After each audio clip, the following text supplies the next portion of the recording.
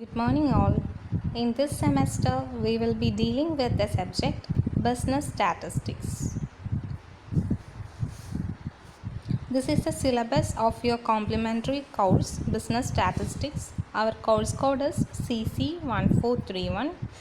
All of you, please go through the syllabus.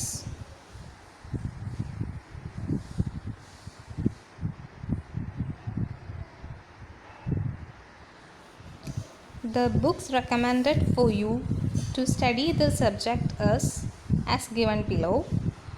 The textbook that I follow is Business Statistics by Dr. KGC Nair. This is the image of that subject, Business Statistics. Let us move into the subject. First of all, introduction to statistics. The term statistics seems to have been derived from the Latin word status or the Italian word statista or the German word statistic or the French word statistique. Each word means political state. അപ്പോൾ നമ്മുടെ statistics എന്ന് പറയുന്ന term പല ലാംഗ്വേജിൽ നിന്ന് derive ചെയ്തതായിട്ട് പറയപ്പെടുന്നു. Latin വേർഡിൽ നിന്ന്, ഒരു ഇറ്റാലിയൻ വേർഡ്, ഒരു ജർമ്മൻ വേർഡ്, ഒരു ഫ്രഞ്ച് വേർഡ്. ഇതിൻ്റെയൊക്കെ അർത്ഥം എന്ന് പറയുന്നത് ഒരു പൊളിറ്റിക്കൽ സ്റ്റേറ്റ് എന്നാണ്. Actually in the early years A collection of facts about the people in the state four administrative or political purpose was known as statistics. അതായത് പണ്ട് കാലത്ത് സ്റ്റാറ്റിസ്റ്റിക്സ് എന്ന് പറയുന്നത് എന്തെങ്കിലും ഒരു പൊളിറ്റിക്കൽ പേർപ്പസിന് വേണ്ടിയിട്ട്, ഒരു രാജ്യം ഭരിക്കുന്നതുമായി ബന്ധപ്പെട്ടതോ അല്ലെങ്കിൽ ഒരു ജില്ല ഭരിക്കുന്നതുമായി ബന്ധപ്പെട്ടതോ ആയ ആൾക്കാരുടെ അല്ലെങ്കിൽ അവിടുത്തെ പോപ്പുലേഷൻ്റെ കുറേ ഡീറ്റെയിൽസ് കളക്ട് ചെയ്യുന്നതിനെ വിളിക്കുന്ന പേരായിരുന്നു സ്റ്റാറ്റിസ്റ്റിക്സ് എന്ന് പറയുന്നത്. അപ്പോൾ അതിൻ്റെ അകത്ത് ആൾക്കാരുടെ വരുമാനം, അവിടുത്തെ പോപ്പുലേഷൻ്റെ income, expenditure, wealth, health, employment, birth, death etcetera ഇതൊക്കെ ഉൾപ്പെട്ടിരുന്നു. ദാറ്റ് മീൻസ് വരുമാനം എത്രയാണ്, ചെലവ് എത്രയാണ്, എന്തോരം ധനമുണ്ട്, ആരോഗ്യകാര്യങ്ങൾ എങ്ങനെയാണ്, അസുഖങ്ങളുള്ളവരും വല്ലതും ഉണ്ടോ, ജോലിയുള്ളവരുണ്ടോ, ജോലി ഇല്ലാത്തവരുണ്ടോ, എത്ര പേര് ജനിക്കുന്നു, എത്ര പേര് മരിക്കുന്നു, ഇതൊക്കെ കുറച്ച് കണക്കുകളാണ്. കുറച്ച് ആൾക്കാരുമായിട്ട് ഒരു സ്ഥലത്തെ അല്ലെങ്കിൽ ഒരു ജില്ലയിലെ അല്ലെങ്കിൽ ഒരു രാജ്യത്തെ ആൾക്കാരുമായി ബന്ധപ്പെട്ട കുറേ ഡീറ്റെയിൽസാണ്. ഈ ഡീറ്റെയിൽസൊക്കെ കളക്ട് ചെയ്യുന്നതിനെ വിളിക്കുന്ന പേരും എന്ത് തന്നെയാണ്? സ്റ്റാറ്റിസ്റ്റിക്സ് എന്ന് തന്നെയാണ്. Okay, now meaning and definition of statistics. Statistics എന്ന് പറയുന്ന ടേം രണ്ട് രീതിയിൽ നമുക്ക് നോക്കാം. പ്ലൂറൽ സെൻസിലും നോക്കാം, സിംഗുലർ സെൻസിലും നോക്കാം. In plural sense statistics means numerical data.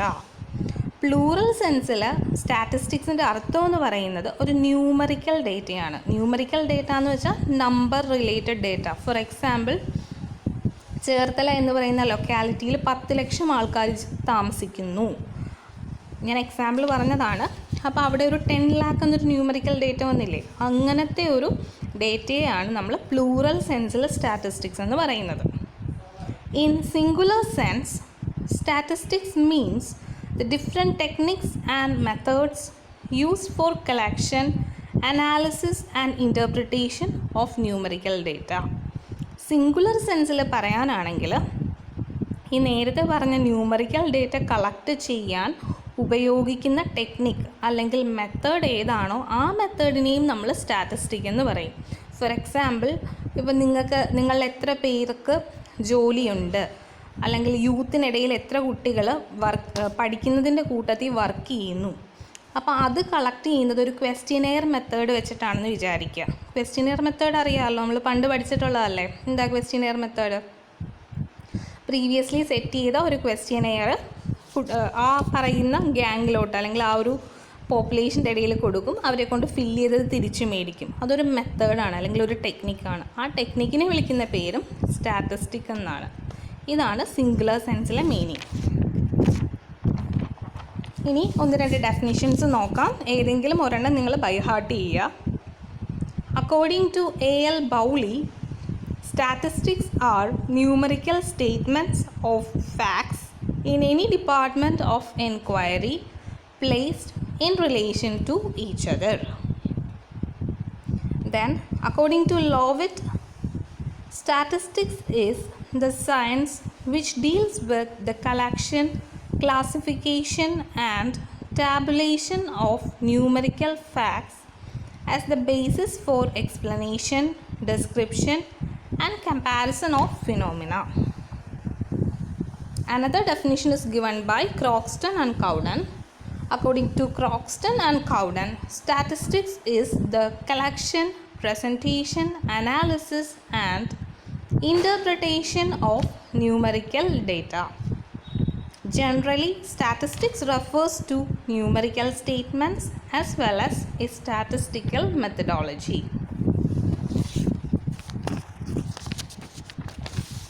Now comes the functions or objectives of statistics. സ്റ്റാറ്റിസ്റ്റിക്സിൻ്റെ ഫങ്ഷൻസ് അല്ലെങ്കിൽ ഒബ്ജക്റ്റീവ്സ് എന്തൊക്കെയാണ് നമുക്ക് ഓരോന്നും നോക്കാം. 9 ഉണ്ട്. First one, helps to simplify complexity. It is a function of statistics to simplify the vast, numerous, and complex facts and figures with the aid of diagrams, graphs, averages, etc. As no man can assimilate a large number of facts and figures at one time. ഇവിടെ പറയുന്നത് statistics കുറച്ച് complexity കുറയ്ക്കാൻ help ചെയ്യുന്നു.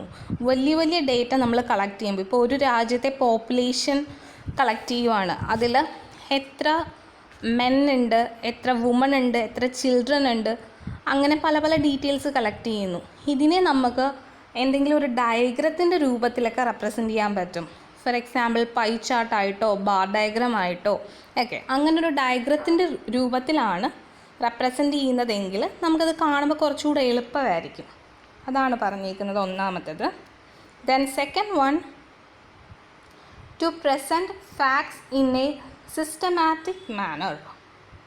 The statements of facts and conclusions expressed numerically are more definite, precise, and therefore more convincing than those expressed generally and vaguely.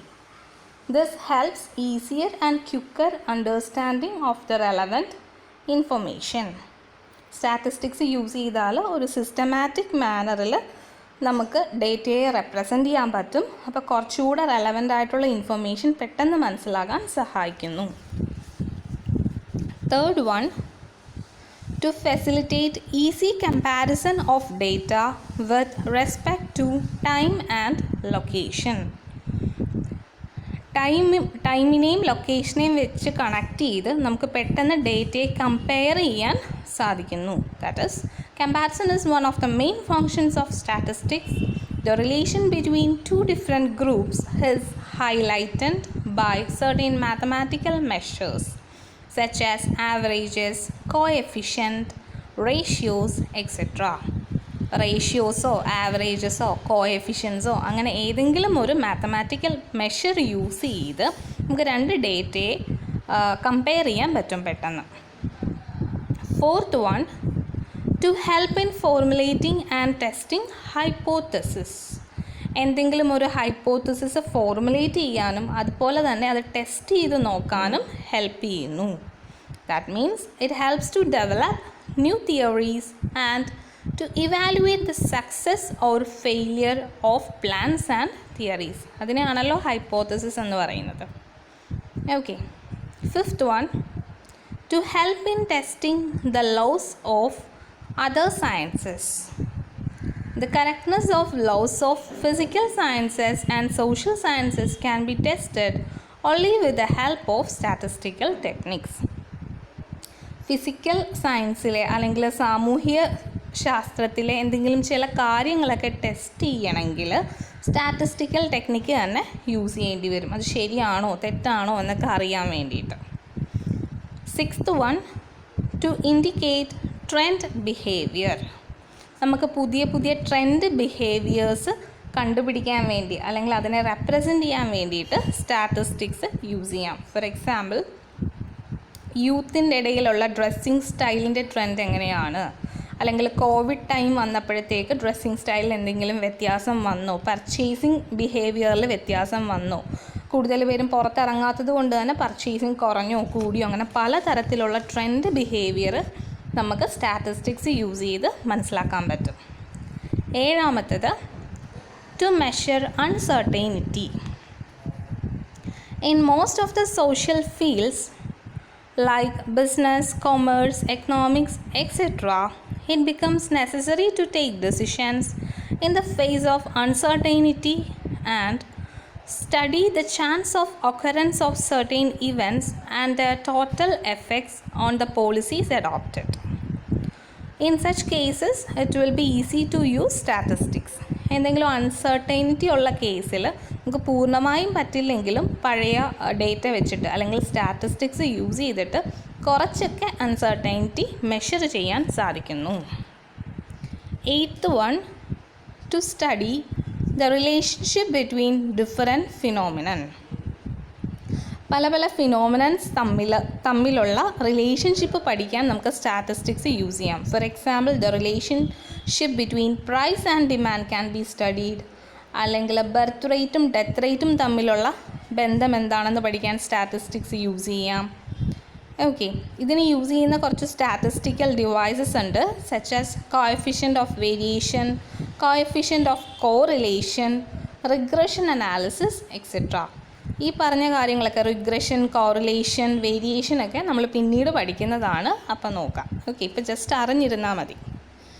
9th one, to formulate and implement policies in different fields.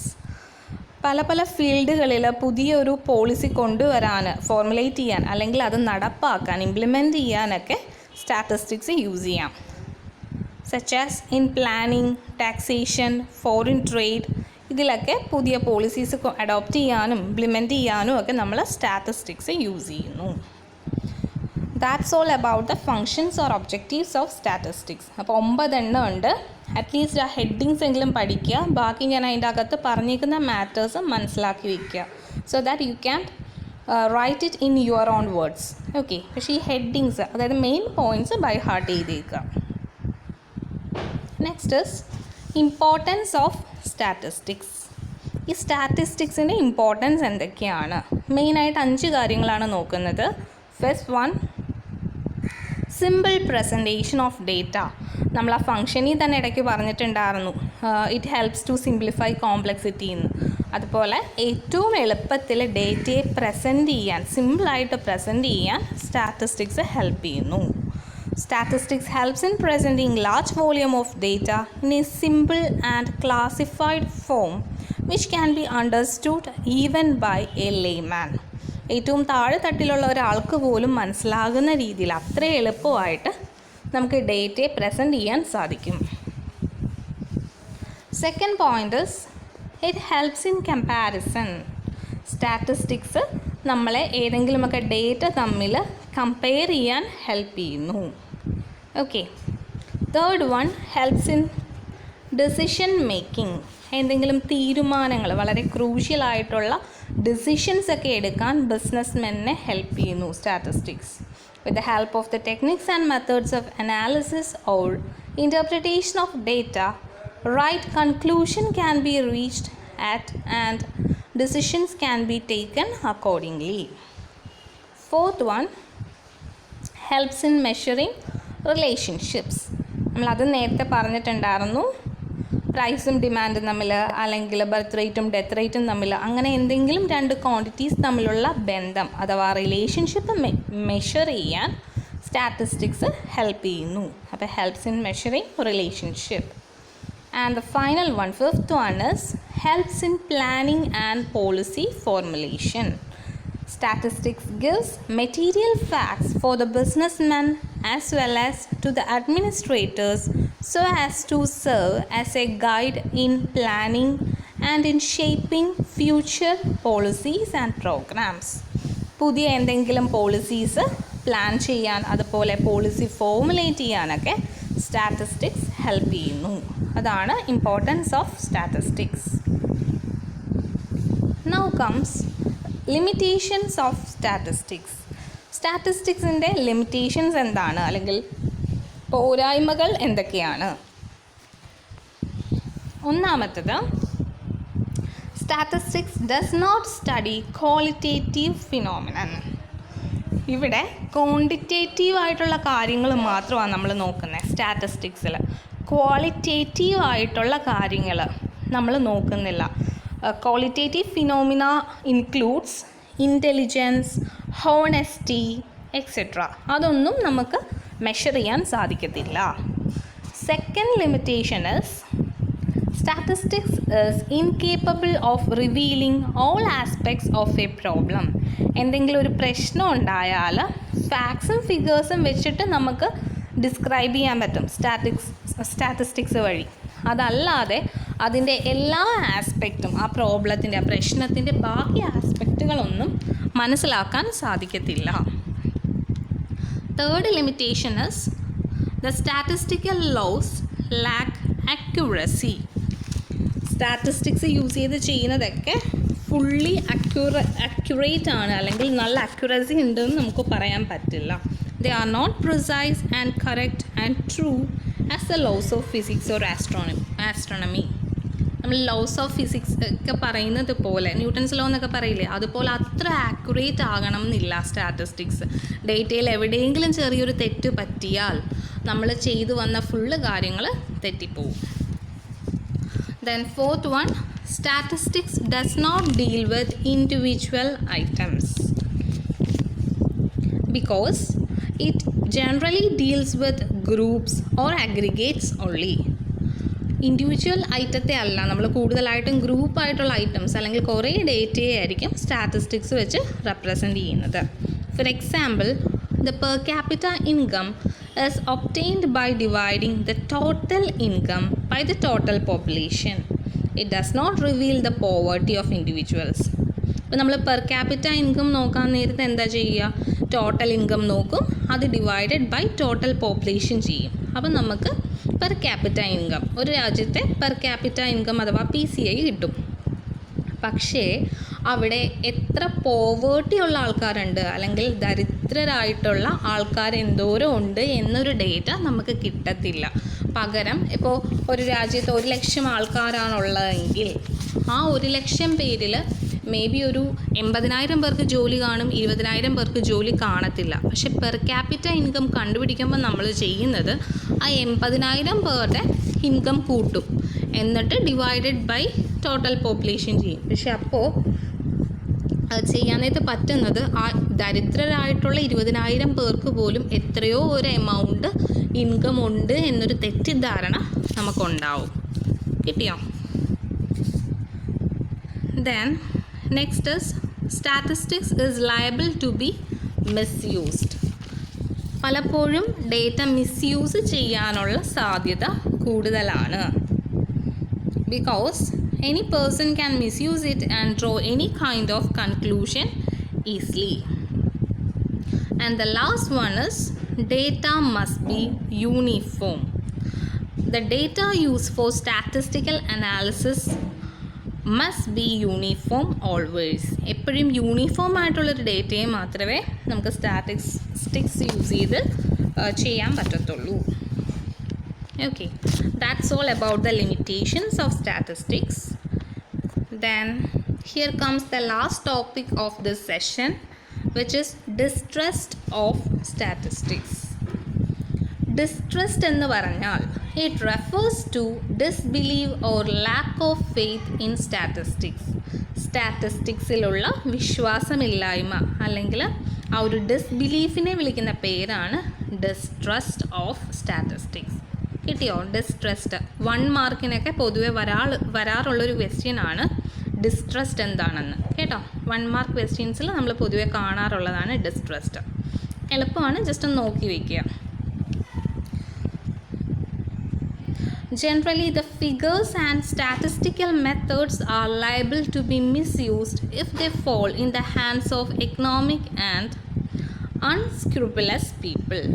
Okay, ചില ആൾക്കാരുടെ കയ്യിൽ ചില data കിട്ടിയാൽ അവരതിനെ misuse ചെയ്യാൻ അല്ലെങ്കിൽ ശരിയായിട്ടല്ലാതെ interpret ചെയ്യാനുള്ള chance ഉണ്ട്. അങ്ങനെയൊക്കെ വരുമ്പോൾ ഡിസ്ട്രസ്റ്റ് ഉണ്ടാവും സ്റ്റാറ്റിസ്റ്റിക്സിൽ. Now let us look into the causes for distrust of statistics or the evils that cause distrust in statistics. എന്തുകൊണ്ടാണ് സ്റ്റാറ്റിസ്റ്റിക്സിൽ ഈ വിശ്വാസമില്ലായ്മ വരുന്നത്, അല്ലെങ്കിൽ അതിൻ്റെ കാരണങ്ങൾ എന്തൊക്കെയാണ്? First one, deliberate twisting of facts. നമ്മൾ ഒരു ഫാക്റ്റിനെ മനഃപൂർവ്വമായി വളച്ചൊടിക്കുക എന്ന് പറയില്ലേ, വളച്ചൊടിച്ച് പറയുക. അപ്പോൾ അങ്ങനെ പറ്റിക്കഴിഞ്ഞാൽ സ്റ്റാറ്റിസ്റ്റിക്സ് തെറ്റിപ്പോവും. ഇപ്പം നിങ്ങളോട് ചോദിക്കുവാണെങ്കിൽ നിങ്ങൾക്ക് സാലറി എത്രയുണ്ട് എന്ന്, ഇച്ചിരി പൊങ്ങച്ചത്തിൻ്റെ പേര് 10,000 ഉള്ളൂ സാലറി, പക്ഷേ ഇച്ചിരി പൊങ്ങച്ചത്തിൻ്റെ പേര് പറയുവാണ് എനിക്ക് 15,000 ഉണ്ടെന്ന്. അപ്പോൾ 15,000 വെച്ചാണ് നമ്മൾ കണക്ക് കൂട്ടുന്നതെങ്കിൽ എന്ത് പറ്റും? നമ്മുടെ ആ ഡേറ്റ എടുത്ത് തെറ്റിയത് കൊണ്ട് തന്നെ നമ്മൾ ചെയ്തു വരുന്ന സ്റ്റാറ്റിസ്റ്റിക്ക് മൊത്തം തെറ്റിപ്പോവും. അതാണ് deliberate twisting of facts. Then quoting figures outside their context. Then inconsistent definitions, selection of non-representative statistical units, then failure to present complete data, inappropriate comparison proper allada cheyyunnathu, improperly classified ഡേറ്റയെ classify ചെയ്യുമ്പോൾ proper classification ചെയ്യണം. Improperly classify ചെയ്താൽ അവിടെ തെറ്റിപ്പോകും. Then data collected by improper persons. ഒരു data collect ചെയ്യാൻ വരുന്ന ആൾക്ക് എന്തിനു വേണ്ടിയിട്ട് ആ ഡേറ്റ കളക്ട് ചെയ്യുന്നു, അത് എങ്ങനെ ചെയ്യണമെന്നും എങ്ങനെ റെക്കോർഡ് ചെയ്യണമെന്നും ഒക്കെ കറക്റ്റായിട്ട് അറിഞ്ഞിരിക്കണം. ഇതൊന്നും അറിയാത്ത ഒരാളാണ് ഡേറ്റ റെക്കോർഡ് ചെയ്യുന്നതെങ്കിൽ അത് മൊത്തത്തിൽ തെറ്റിപ്പോവും. അപ്പോൾ തന്നെ നമുക്കൊരു ഡിസ്ട്രസ്റ്റ് ഉണ്ടാവും, ഒരു വിശ്വാസമില്ലായ്മ ഉണ്ടാവും ആ സ്റ്റാറ്റിസ്റ്റിക്സിൽ. These are the main causes for distrust of statistics. Okay, അത്രേ ഉള്ളൂ ഇന്നത്തെ ക്ലാസ്. അപ്പോൾ ഇന്നത്തെ ആക്ടിവിറ്റി അല്ലെങ്കിൽ ക്ലാസ് വർക്ക് എന്ന് പറയുന്നത് ഇന്ന് പഠിപ്പിച്ച പോർഷൻസില്ലേ, ആ പോർഷൻസിലെ മെയിനായിട്ടുള്ള ഭാഗങ്ങൾ, അതായത് ഇപ്പം ഞാൻ അത്യാവശ്യം വേണ്ടത് മാത്രമേ ഇവിടെ കൊടുത്തിട്ടുള്ളൂ PPTയിൽ. അപ്പോൾ അറ്റ്ലീസ്റ്റ് അത്രയുമെങ്കിലും നിങ്ങളുടെ പുതിയൊരു നോട്ട്ബുക്ക് എടുത്തിട്ട് നോട്ട്ബുക്കിലോട്ട് കോപ്പി ചെയ്യുക. പുതിയ നോട്ട്ബുക്ക് എടുക്കാൻ പറയുന്ന കാര്യം, ആദ്യത്തെ കുറച്ച് പോർഷൻസ് മാത്രമേ നമുക്ക് തിയറി വരുന്നുള്ളൂ. ഇനി അങ്ങോട്ട് കുറേ പ്രോബ്ലംസ് വരും. അപ്പോൾ പ്രോബ്ലംസ് വരാൻ നേരത്ത് ചെയ്യാൻ എന്തായാലും നോട്ട്ബുക്ക് വേണം. പഴയ ബുക്കിൻ്റെ ബാക്കിലൊന്നും ചെയ്യരുത്. പുതിയൊരു നോട്ട്ബുക്ക് വാങ്ങി അതിലോട്ട് ഇന്ന് തന്നേക്കുന്ന നോട്ട്സ് കോപ്പി ചെയ്യുക. എന്നിട്ട് 5 മണിക്കും 6 മണിക്കും ഇടയിലായിട്ടൊരു സമയം, അല്ലെങ്കിൽ എപ്പോഴാണോ നിങ്ങൾ കംപ്ലീറ്റ് ചെയ്യുന്ന അപ്പോൾ തൊട്ടിടുക. 6 PM മുന്നേ ഇന്ന് നിങ്ങളുടെ നോട്ട്സ് ഫോണിലെ ഫോട്ടോ എടുത്തിട്ട് PDF ആക്കി ഇടുന്നതായിരിക്കും നല്ലത്. ഓക്കെ, അതായത് ഇപ്പോൾ 5-6 പേജ് ഉണ്ടെങ്കിൽ 5-6 പേജിൻ്റെ ഫോട്ടോ എടുത്തിട്ട് അത് ഒറ്റ ഫയലാക്കി മാറ്റാമല്ലോ. നിങ്ങൾക്ക് ഒറ്റ PDF ആക്കി മാറ്റി അതിൻ്റെ നെയിം നിങ്ങളുടെ പേര് കൊടുക്കുക. ഓക്കെ, കാര്യം നിങ്ങളുടെ ഫോൺ നമ്പേഴ്സൊന്നും അല്ലാതെ എനിക്കിപ്പോൾ അറിയാൻ പറ്റില്ല. അപ്പോൾ അതുകൊണ്ട് ആ PDF ഫയലിൽ ഇപ്പോൾ ആദർശിൻ്റെ ആണെങ്കിൽ ആദർശ് ഫസ്റ്റ് ആക്ടിവിറ്റി എന്ന് വല്ലോ പേര് കൊടുക്കുക, അല്ലെങ്കിൽ ആദർശ് നോട്ട് എന്ന് ജസ്റ്റ് കൊടുത്താലും മതി. അപ്പോൾ ആ രീതിയിൽ പേര് മാറ്റിയിട്ട് ആ PDF ഫയൽ വാട്സപ്പ് ഗ്രൂപ്പിൽ പോസ്റ്റ് ചെയ്യുക. 6 മണിക്ക് മുന്നേ പോസ്റ്റ് ചെയ്യുക. അതുപോലെ തന്നെ നമുക്ക് ഇന്ന് 3rd അവർ അല്ലായിരുന്നോ, ടൈം ടേബിൾ എല്ലാവർക്കും കിട്ടിയിട്ടുണ്ടായിരുന്നല്ലോ. ഇന്ന് 3rd അവർ അല്ലായിരുന്നോ ക്ലാസ്? 3rd അവർ എന്ന് പറയുമ്പോൾ ഓൾമോസ്റ്റ് 11:30 to 12:30 അതാണ് നമ്മുടെ ടൈം. അപ്പോൾ ആ ഒരു ടൈമിനുള്ളിൽ 12:30 മുന്നേ ആയിട്ട് ഗൂഗിൾ ക്ലാസ് റൂം ഇൻസ്റ്റാൾ ചെയ്യാൻ ഞാൻ ഇന്നലെ പറഞ്ഞിട്ടില്ലായിരുന്നോ? ഗൂഗിൾ ക്ലാസ് റൂമിൽ കയറാനായിട്ട് നിങ്ങൾക്ക് മാർക്ക് യുവർ അറ്റൻഡൻസ് എന്ന് പറഞ്ഞ് വരും. അവിടെ ക്ലിക്ക് ചെയ്തിട്ട് പ്രസൻറ്റ് എന്നൊരു ഓപ്ഷൻ ഉണ്ട്. ആ പ്രസൻറ്റ് എന്ന ഓപ്ഷൻ ക്ലിക്ക് ചെയ്തിട്ട് സബ്മിറ്റ് കൊടുക്കുക. ഓക്കെ, അങ്ങനെ അറ്റൻഡൻസ് മാർക്ക് ചെയ്യണം. അത് കറക്റ്റ് 11:30ക്കും 12:30ക്കും ഇടയ്ക്ക് മാത്രമായിരിക്കും ആക്റ്റീവായിട്ടിരിക്കുക. അപ്പോൾ ആ സമയത്ത് തന്നെ നിങ്ങൾ അറ്റൻഡൻസ് മാർക്ക് ചെയ്യുക. ദെൻ ഇപ്പം നാളത്തെയെന്ന് വെച്ചാൽ നാളത്തെ ടൈം ടേബിൾ പ്രകാരം ഏത് അവറാണോ ഉള്ളത് ആ അവർ നാളെ കയറി ക്ലാസ് കാണുക, നോട്ട്സ് എഴുതുക, അതുപോലെ അറ്റൻഡൻസ് മാർക്ക് ചെയ്യുക. 12:30ക്ക് ശേഷം അറ്റൻഡൻസ് മാർക്ക് ചെയ്യാൻ പറ്റില്ല. സോ ഈവൻ നിങ്ങൾ താമസിച്ചാണ് വന്ന് കയറുന്നതെങ്കിൽ അറ്റൻഡൻസ് മാർക്ക് ചെയ്യാൻ പറ്റില്ല, ഇന്നത്തെ ദിവസം ആബ്സെൻ്റ് ആയി പോകും. അപ്പോൾ അതൊന്ന് ശ്രദ്ധിക്കുക. ഗൂഗിൾ ക്ലാസ് റൂം യൂസ് ചെയ്യാൻ എന്തെങ്കിലും ബുദ്ധിമുട്ടുണ്ടെങ്കിൽ എനിക്ക് പേഴ്സണലി മെസ്സേജ് അയയ്ക്കുക വാട്സപ്പിൽ. Okay, thank you.